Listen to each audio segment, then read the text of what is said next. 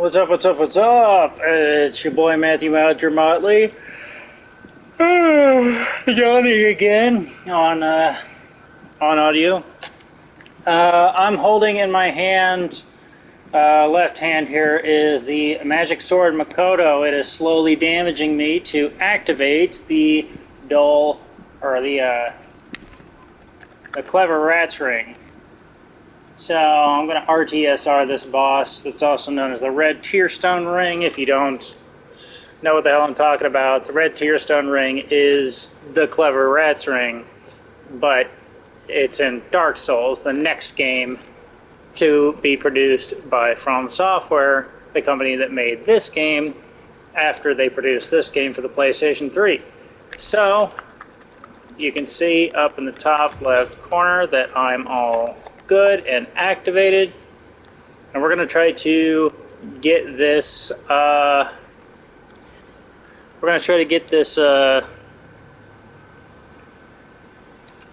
this trophy. This trophy involves taking down the Adjudicator without the Adjudicator ever falling down. So we're not going to be attacking the big wound in its size. We are not going to get into melee range at all. And we're going to try to dodge his attacks up on the upper walkways while down below the Adjudicator is going to be trying to attack us. This is a way of beating this boss that I have literally never done. So God knows what the hell is going to happen here. So I should have just ran in after the video started, just in case I don't get it on my first attempt. But we're going to give it a shot. We've got the Insanity Catalyst, which can be made from the Soul of the Last boss in World 3. We've got our Crisp Blade out. We've got our Monk's Head Wrappings, which is something added to the remake, and that is that's something that you can earn by activating the Black Eye Stone in World 3-3, and you will become the Old Monk or the boss of 3-3. So that's what we got. That's the equipment that we have. This is what we're going to do with it. So fucking hope for the best.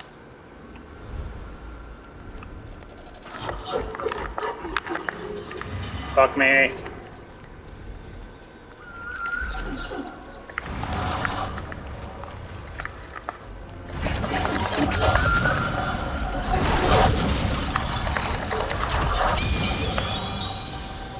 He hit me there. He took my second chance.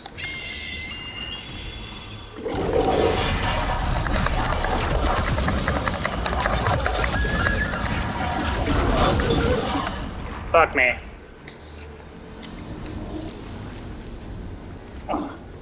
Well, while I've got a live and captive audience, let me speak a little bit about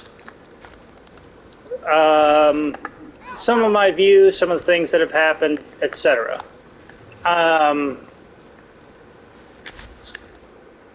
Of course, earlier I said, hey, don't cancel me because I brought up Dave Chappelle. Also, don't cancel me just because I brought up, at some point in time, I brought up Louis C.K. What Louis C.K. did was wrong. It was against the law, so fucking course it was wrong. That being said, he made me laugh. At some point in time in my life, he did. So, it's just like that, you know.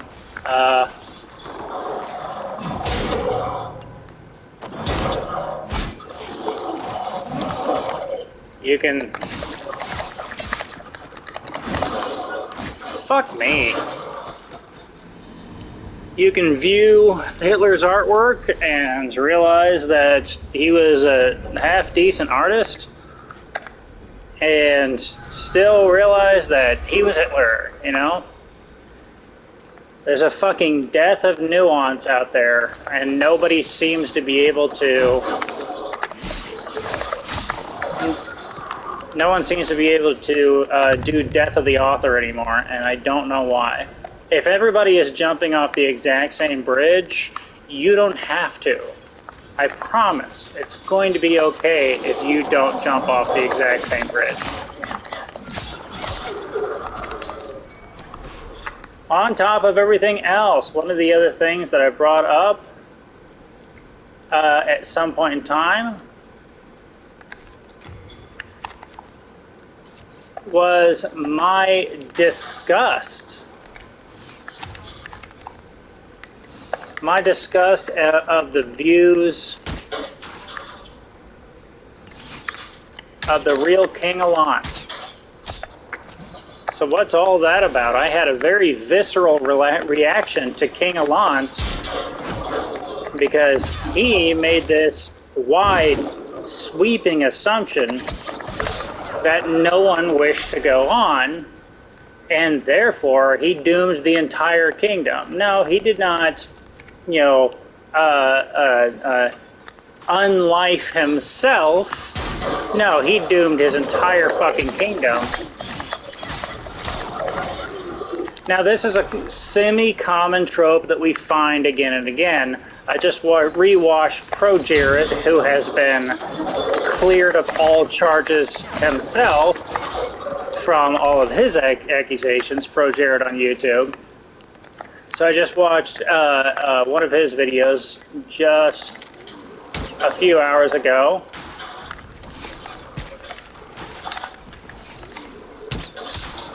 Never forget that you can dodge not only while locked on with a bow and arrow, but also in first person, as you can see. Don't get hit by unnecessary projectiles just because of this. But yes, False King Allant made the assumption that no one wishes to go on. And then he doomed his entire kingdom. This is what makes him an ultimately selfish and destructive creature. Whenever I watched Pro Jared's video on Final Fantasy VI, I saw yet another sort of trope where someone, a bad guy, is an accelerationist. Now, accelerationists don't just exist in fiction, they also exist a lot of the times in real life as well. People will get into insular environments, echo chambers of people repeating the exact same information over and over again, attempting to convince people that there is no hope, that there is no way for the world to get better, for the world to change, and it will turn people into accelerationists, which will, which then since they have no hope, the only path forward is destruction. Is for them to, if they're going to die anyways, they might as well take down as many other people with them as they can as they go. And that's accelerationism in a nutshell, essentially.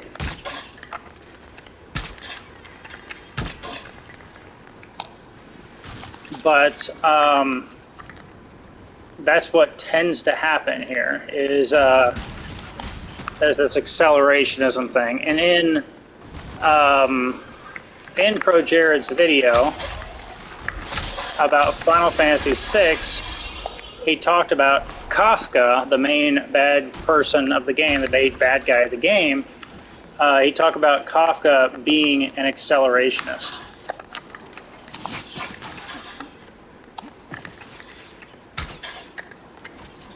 Which is very much true.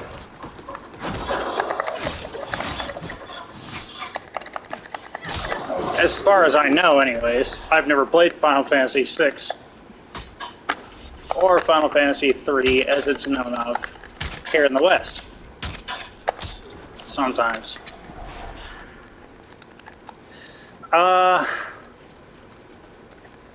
So, King Allant is yet another example of an accelerationist, someone who believes that there is no hope in the world and that nobody wishes to move on. Therefore, since he's going to die anyways, he might as well take as many people down with him as possible. Now, he says, don't you understand? No one wishes to go on.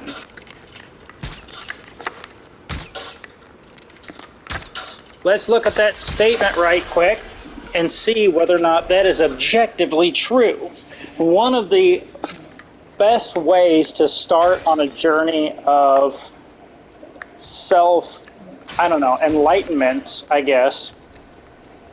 One of the best ways to start on a journey of behavior change and stuff like that is to ask yourself whether or not your fears are inherently true. Do they carry any weight to them? Is the thing that you are fearing even a thing that can actually happen? Now, that might seem ridiculous. Of course what I'm fearing can actually happen. Can it? And so, for example, the lady I'm dating said that she's so fed up with her work that, you know, she definitely needs a vacation. I've suggested a vacation to her on many occasions. And she said, yeah, I probably need a vacation, but I'm afraid that if I take a vacation, I will never return back to work. Because it's just so exhausting, because she's a person that helps other people. And so what do you see if you're a person that helps other people? What do you see if that is your job description? What you see is the people that you have failed to help in some way, shape, or form. You know, if you're a proctologist in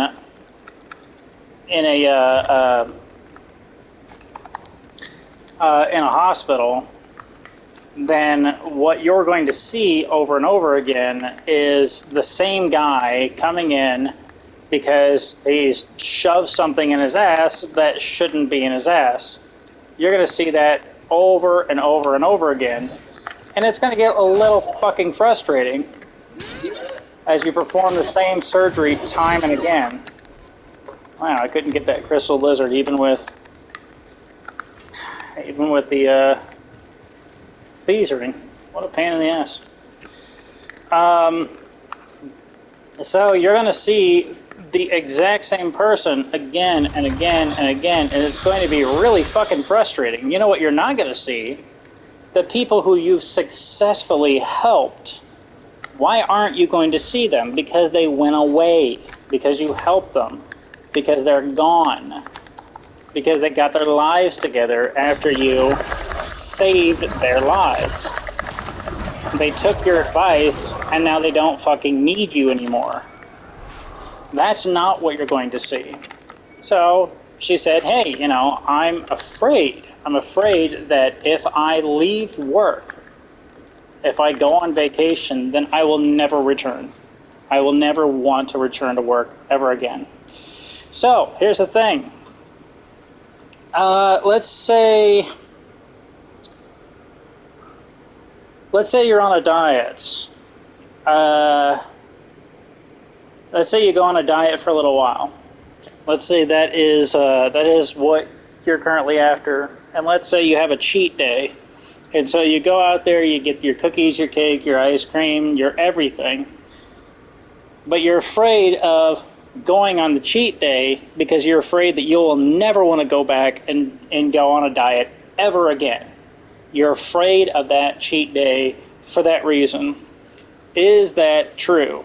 Are you never, ever going to want to fix your body in whatever way you're trying to fix it, whether it's health, whether it's vanity, whatever? are you never going to want to fix your physical form ever again? No, of course not. Of course you're going to fucking have those emotions again.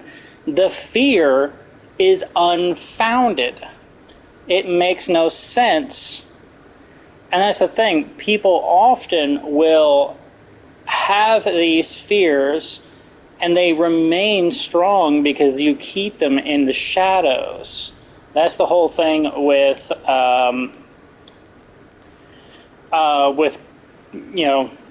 late great Dr. Carl Jung, is the shadow. What is in your shadow? Because whenever you bring it to light, usually it vanishes under the dark, under the lights, as shadows are wont to do.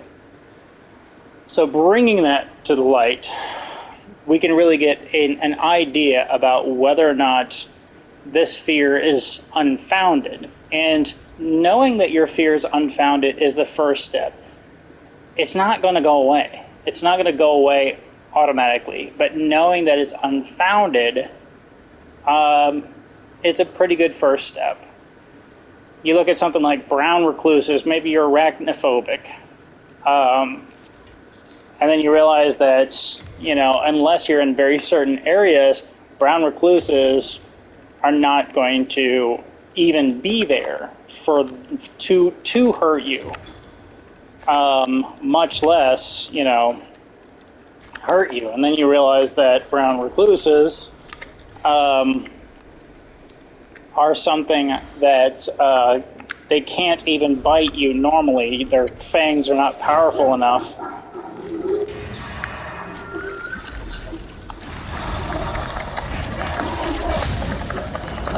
Their fangs aren't powerful enough to pierce human skin.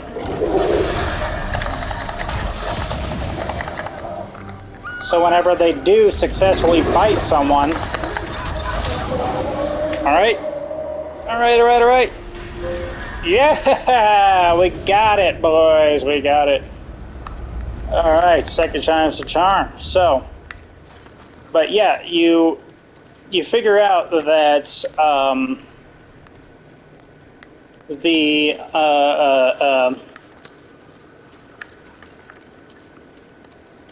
you figure out your fears unfounded, and then you can start to move on from there. The brown recluses, they actually have to get into your clothing, and then they have to push against your clothing in order to pierce your skin.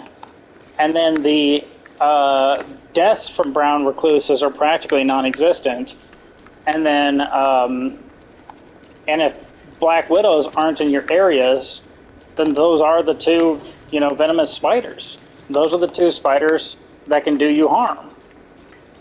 And as long as you shake out your clothing before you wear it, and you're not even in an area where brown recluses are, then you're going to be hunky-dory.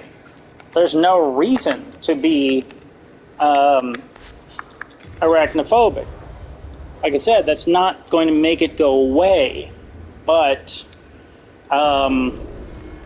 it'll give you, it's the starting point. It's the first step to see whether or not your fears are founded at all. It's that old Marcus Aurelius quote from his work Meditations, I believe. He said, I think everybody should, at some point in time, go and I think at some point in time, everybody should go out there at least like once a week, maybe once a month, sleep on the floor, eat nothing but stale bread and water, and wear threadbare clothes, and do that at least once a month or something to alleviate your own fears. Because then you can ask yourself, is this what I fear? Sleeping on the ground, eating stale bread, and nothing but water. Because if this is what I fear, and I'm capable of doing this, then my fears are unfounded. I have nothing to fear. This fear is stupid, and that's the first step to changing your fears. So, that's sort of the way that this whole thing goes. So we go all the way back to the real King Allant. Is it true that no one wishes to go on? No. No, it's not. We know that. His son, Astrava, is fighting. His son, Astrava, is still fighting. Bjor is talking about the good old days before the real King Allant fucked everything up for everybody. And he's laughing. He's laughing. He's talking about how he's had fun, how, everything was better. Everyone is telling you that it was a flourishing kingdom before King Allant fucked everything up for everyone. Everyone is telling you that this kingdom was great, it was spectacular, people lived in harmony, everything was amazing, and then King Allant fucked it up. Everyone is in agreement except for Allant. He made the accelerationist decision for everybody that nobody wishes to go on because he was temporarily feeling depressed because of what? Because he had all the power in the world and it still didn't make him happy? Just like a man that has $1 million or even $1 billion and finds out that money doesn't fucking make you happy, therefore he goes and fucking blows up the world. This is what makes real King Allant a fucking disgusting creature, a absolutely deplorable thing, a monster who's absolutely beyond any shadow of a doubt. He's absolutely the worst possible thing. He's unforgivable in my eyes. And this is the sort of thing that happens here. Your fucking temporary depression does not mean that you destroy the whole of the world, and it does not mean that you go out there and shoot up a school or whatever the hell is the bad plan of the day that's going to do harm to a lot of fucking people. And this is why I have such a visceral reaction to him, because he is, in my eyes, an unforgivable creature. An absolutely unforgivable creature. And I'll take that to my fucking grave. I am very, very passionate about that in particular because accelerationists, they don't have a point. Accelerationists do not have a point. They're not on the side of good. They're not doing anybody a favor. They're far worse than leeches on society. They're far worse than boils on the nutsack of society. They're genuinely dangerous, and that has been proven so many times, far more than anybody can count. And there's no fucking excuse for it. Their fears are unfounded, their views are unfounded, and they're a genuine danger to everybody. Does that mean that we need to eliminate them? No. Does that mean that this ideology should be punished by death or sterilization or something like that? No. Because anybody's views can be changed just by simple discussion and the like. You can be convinced that your fears are unfounded, etc., etc.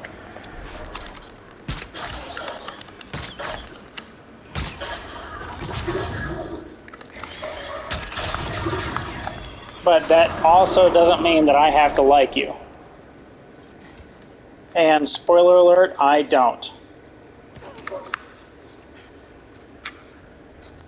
So I've got my visceral reaction to real King Allant, and I refuse to change that view, that mindset. That's something I'm going to take to my grave. I'm going to continue to hate the real King Allant. I'm going to continue to hold this mindset that this is not something that's okay. This is not a view that is acceptable, not in modern society, not in any society. I'm going to continue to carry that with me because it's true. All signs point to it being an unacceptable worldview. Like I said, you don't need to be punished for your worldview, but you do need to know that it's fucking wrong. It's empirically, objectively incorrect. And that's the first step towards change. It's empirically, objectively incorrect. And that is the first step to change. But don't give credence to these people. I can still remember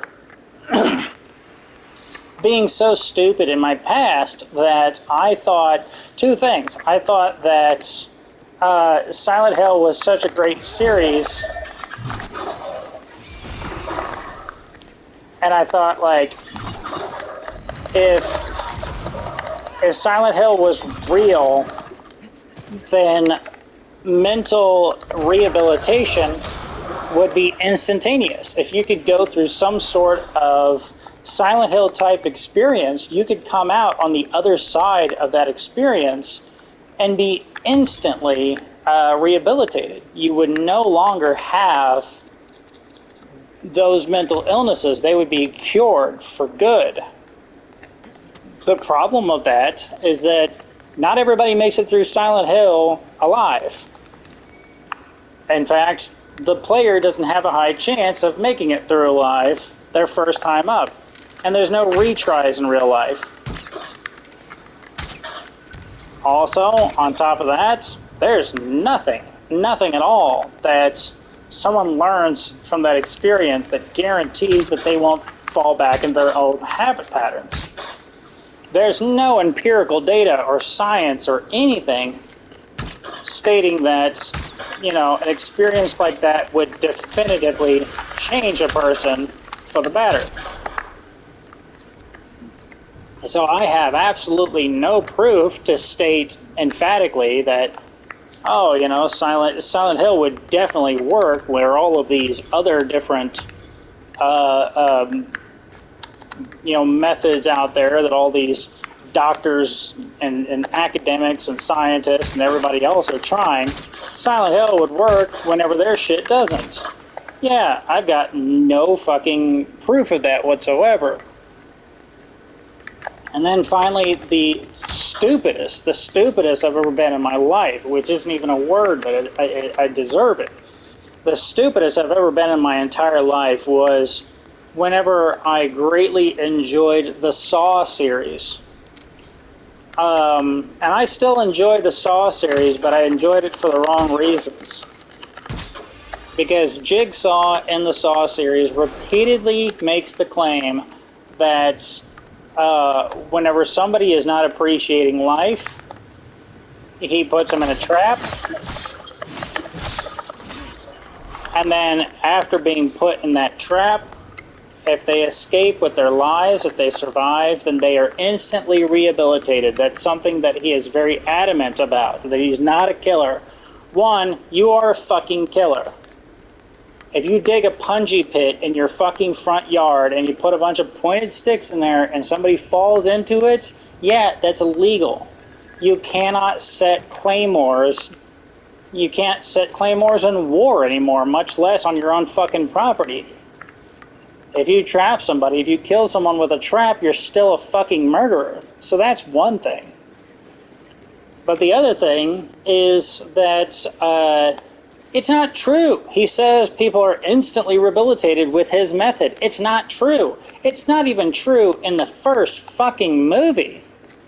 You remember whenever the drug dealer guy opens up the door a little too quickly, bashes his wife in the gut with the door whenever he opens it, and that causes his wife to have a miscarriage. Do you remember that scene? Yeah, it's a pretty rough scene.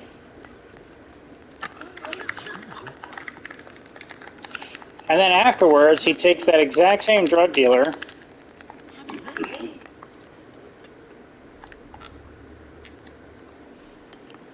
He takes that exact same drug dealer and then he puts him in a trap. The drug dealer has to push his face through some knives in order to get out of the trap. What does the drug dealer do after successfully getting out of the trap? After pushing his face through all the knives, what does the drug dealer do?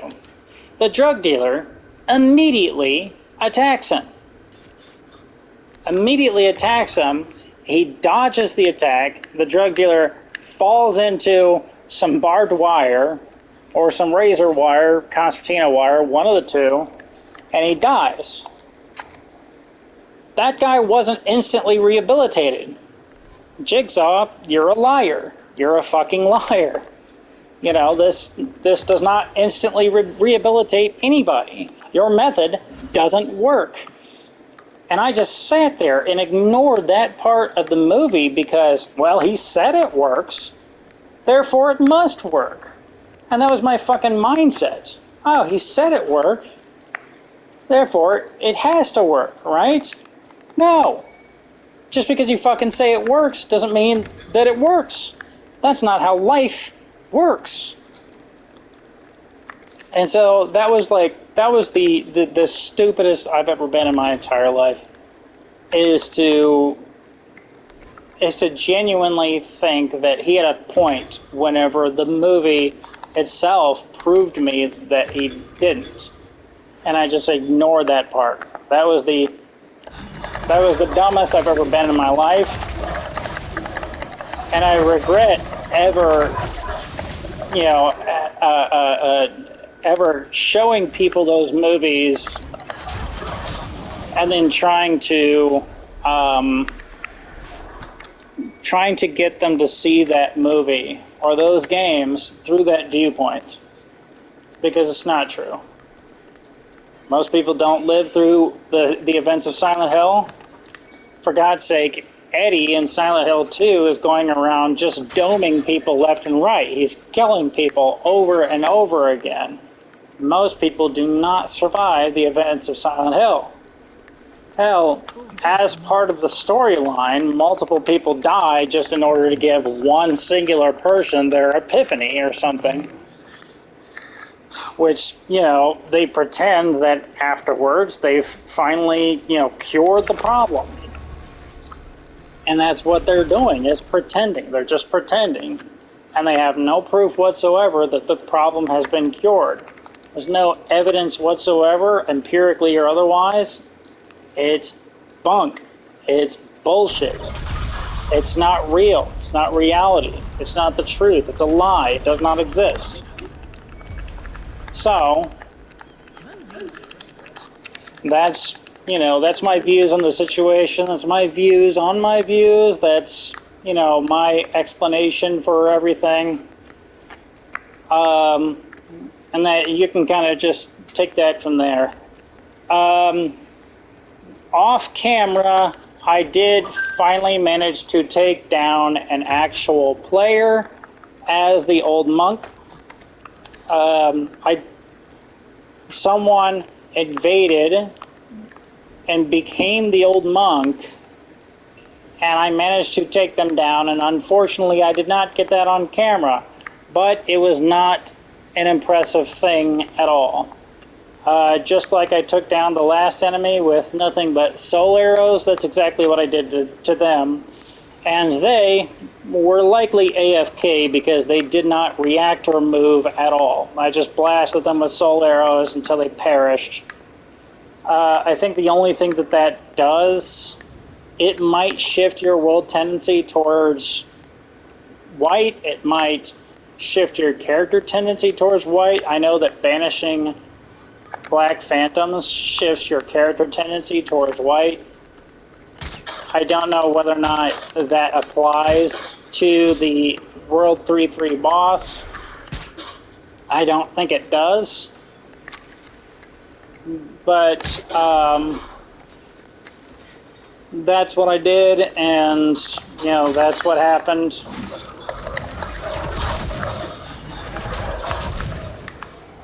it was likely that that player was AFK because I was letting my mana restore, my magic points restore over time. I was letting it restore naturally. And so I was taking absolutely forever, and I was sure that that anybody was just going to leave the match, but somebody didn't. So I went in there and I just started blasting.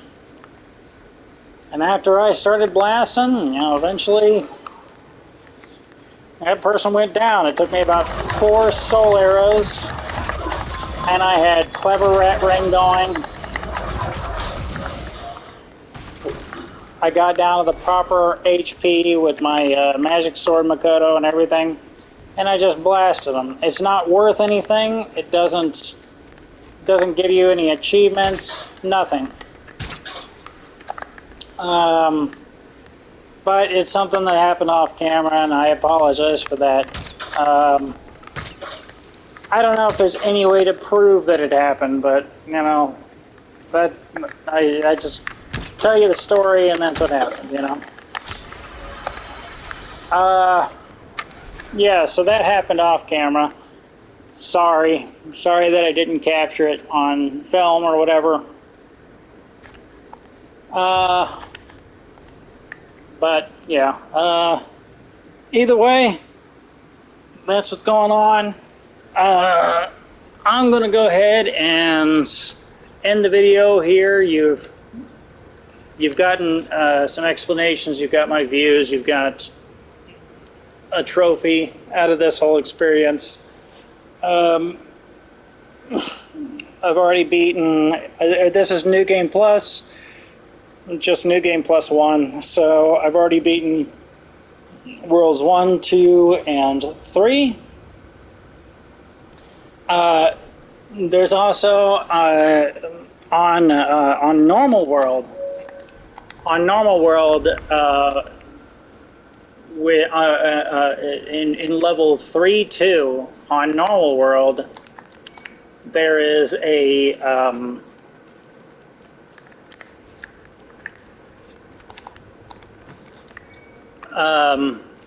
for the man-eater fight, if you go to the left,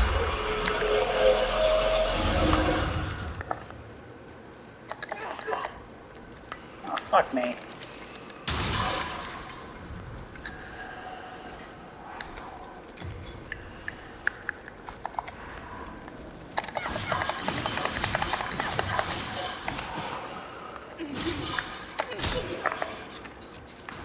If you go to the world 3-2, during the man-eater fight, you'll be able to go to the... that took care of him.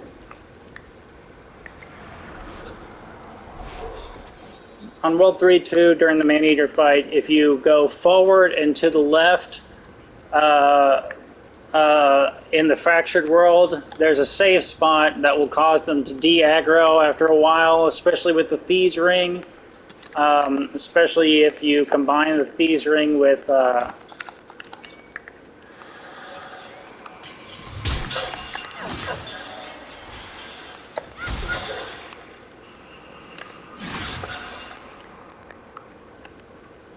especially if you combine the Thieves Ring with the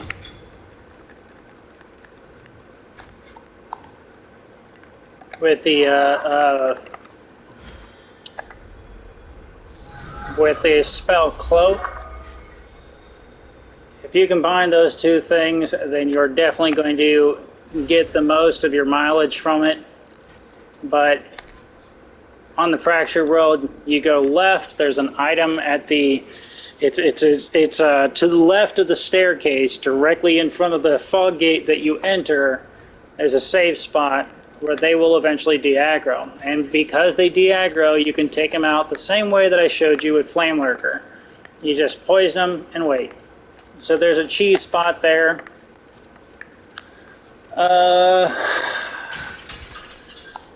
Vati Vidya gave me a couple of more things whenever it came to the lore of Latria. I was wondering about all of the bullshit here, so, or the bullshit in Latria, that is.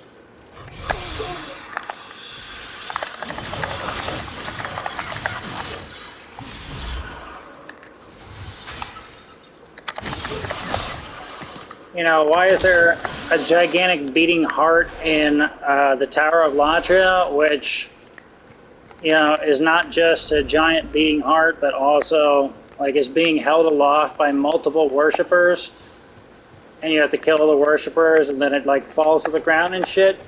All of this is because the boss of Latria, the boss of 3-3, the old monk, is the former husband of the royal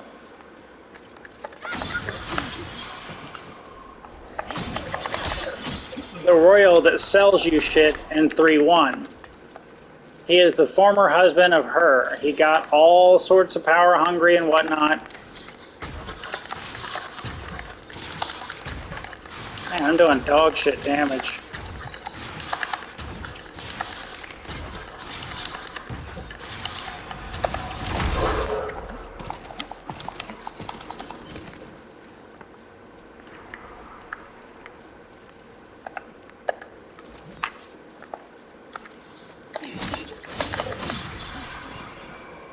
But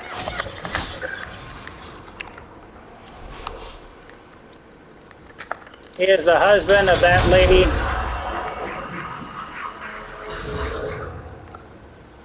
And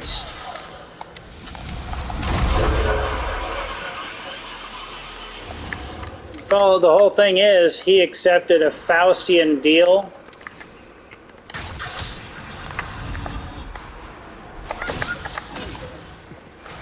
from the demon, because the demon is not him. The demon is the yellow shawl that becomes this hat.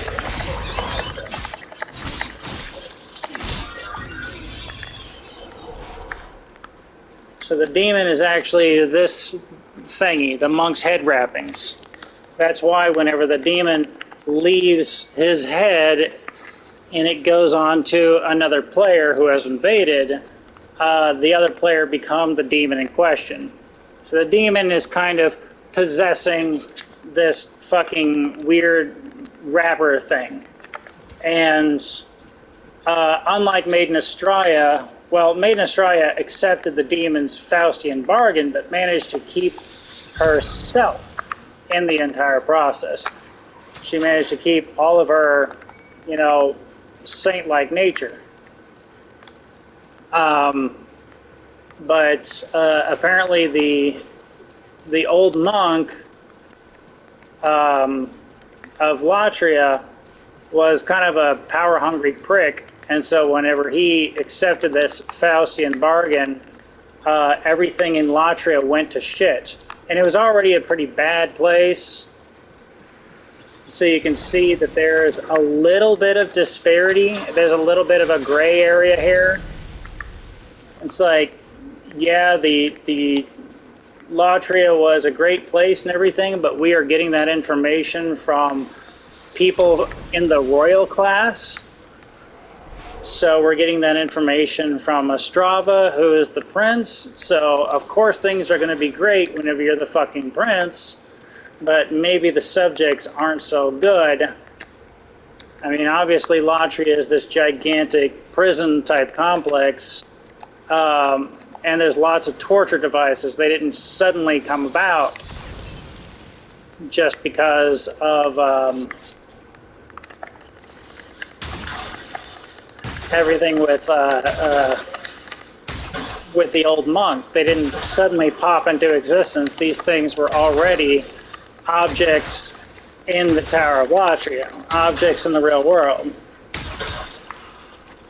So it's kind of a mixed bag. Like any place, Latria is complicated.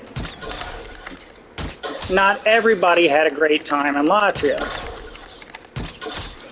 The peasants, they weren't so swell. You know, they didn't have the swellest of times.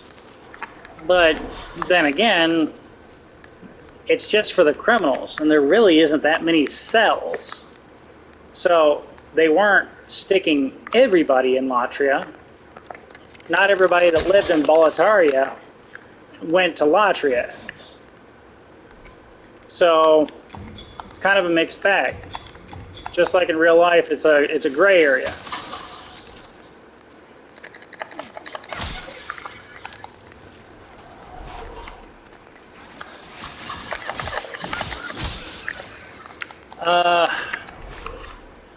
But yeah, the old monk, he accepted a Faustian bargain. That fucked up everything in Latria, and what you see very clearly is that the old monk wasn't really given any much more power than he already had as a formal nobleman and royalty. He wasn't given that much more power than he already had. Instead, it was mostly something where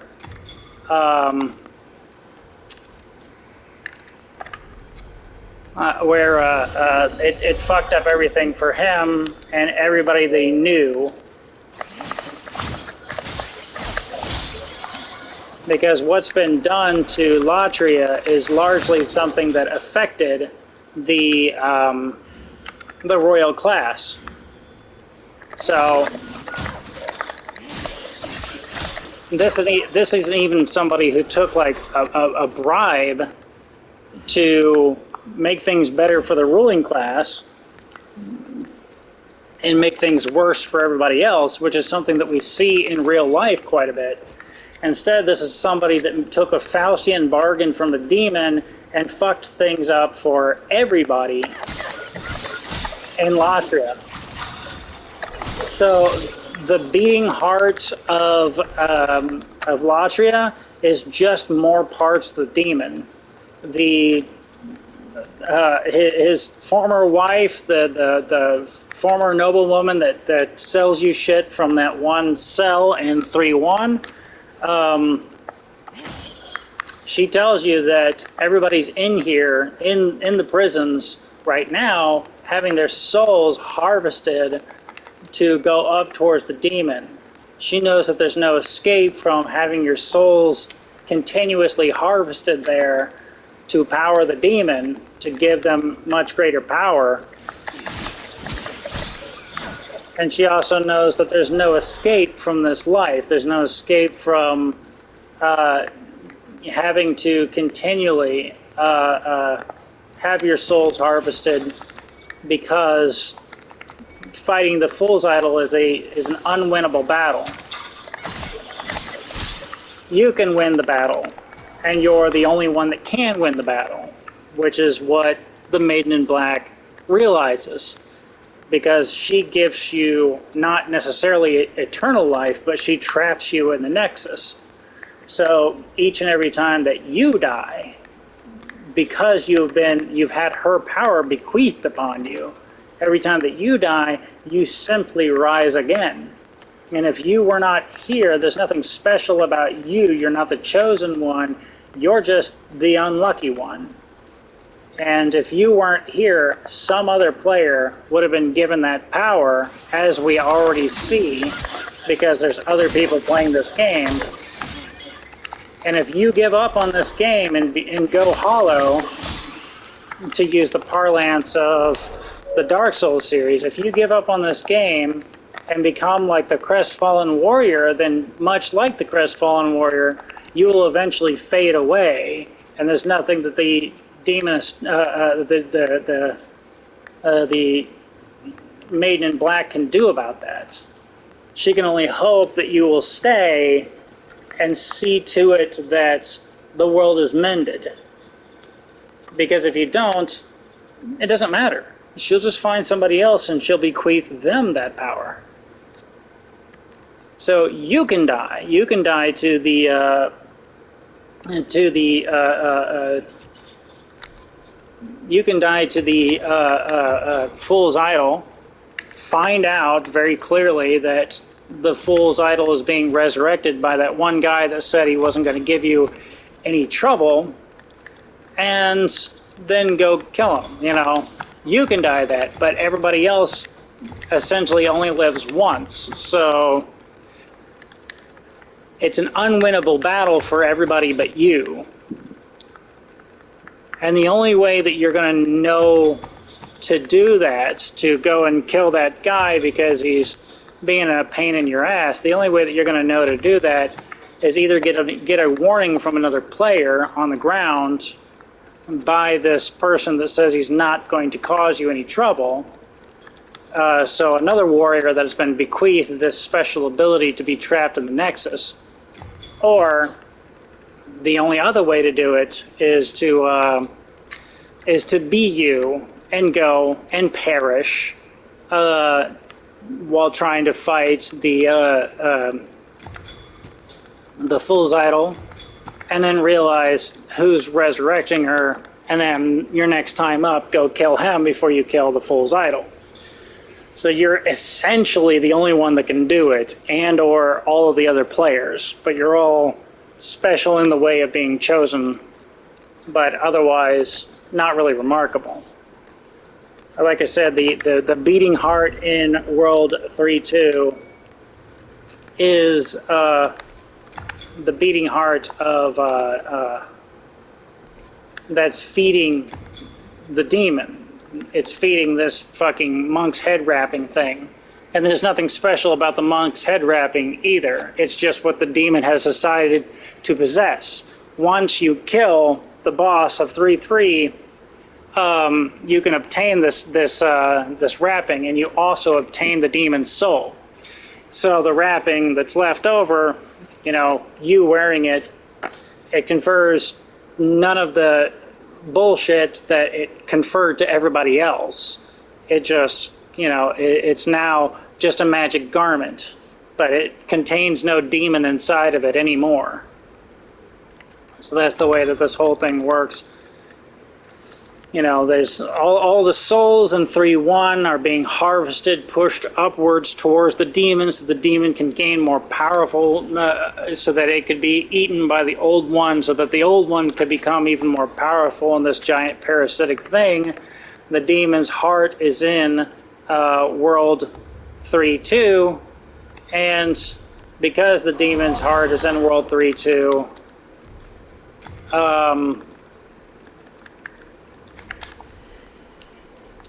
because the demon's heart is in 3.2,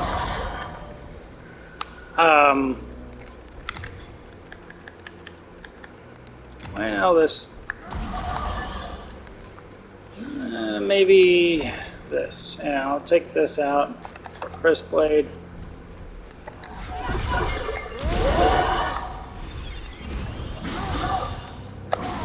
He goes apeshit. He calms down.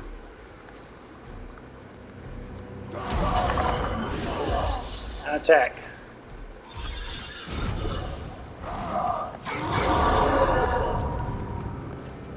So, that's the way the whole thing goes. It's just this sort of the giant beating heart. The swamps down below are, of course, made of blood. The blood of the people who have been sacrificed there. The creatures that go around in World 3.2 are man centipedes. That's what they call them, man centipedes. One of the other creatures that roam around in World 3.2 are the prisoner hordes, which I continue to call the prisoner hordes the Granfaloon, because they look like the Granfaloon from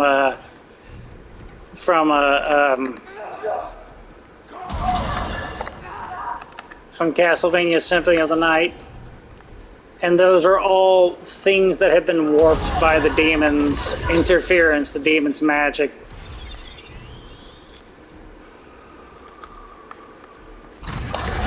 So everyone's dying, and no one's having a good time because the old monk took a Faustian bargain.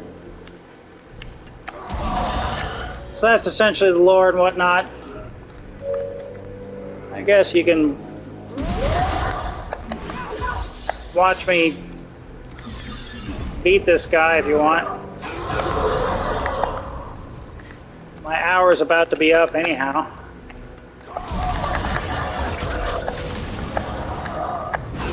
Oh, one last thing.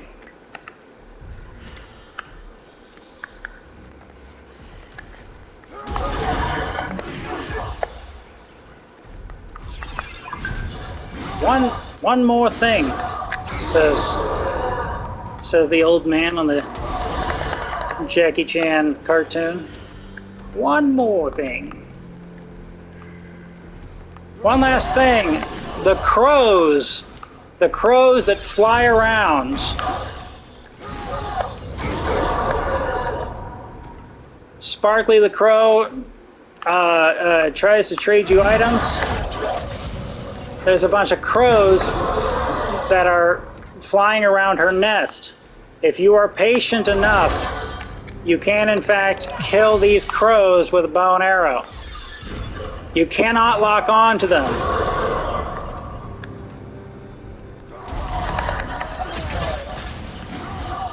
You can't lock onto them. This homing soul arrow spell will not seek them out and kill them.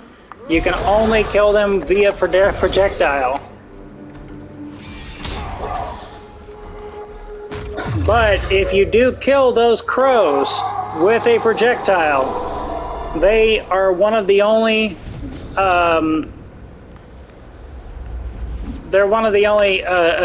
creatures in the entire game that drop white arrows.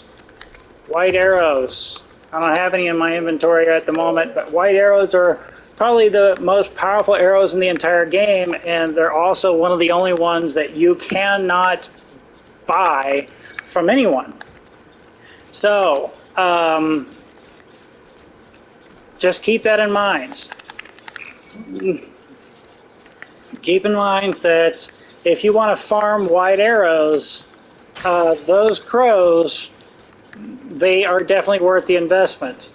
They don't have much HP, they don't give that much in the way of souls, but they drop white arrows whenever they die. Sometimes they drop more, sometimes they drop less.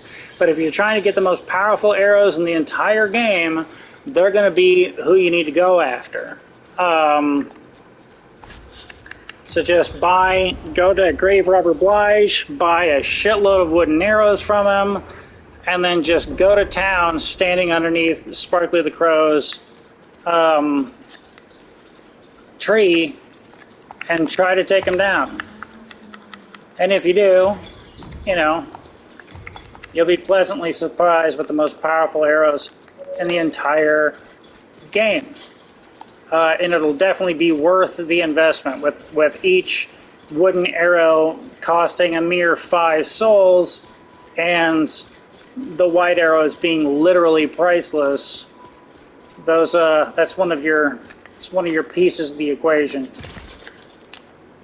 So, lore relevancy, some trophy stuff, some views, some stuff like that, a new farming location, a new reason to farm, and a new thing to farm.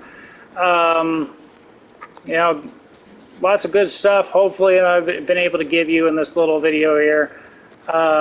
It's about to end whether I like it or not, so I'll have to let you go after this. The whole thing with 3-2 being the swamp of blood underneath and all the veins and arteries of this demon's heart, sucking up all the blood and souls of the people who have been killed in 3-2 and in 3-1, the General Latria area, blah blah blah. So that's what's going on. Oh, and I said, oh, because it's Japanese, this is also Miyazaki's whole thing, is that he wanted this to be purposefully confusing. So, so that's something as well. Anyways, talk to you next time.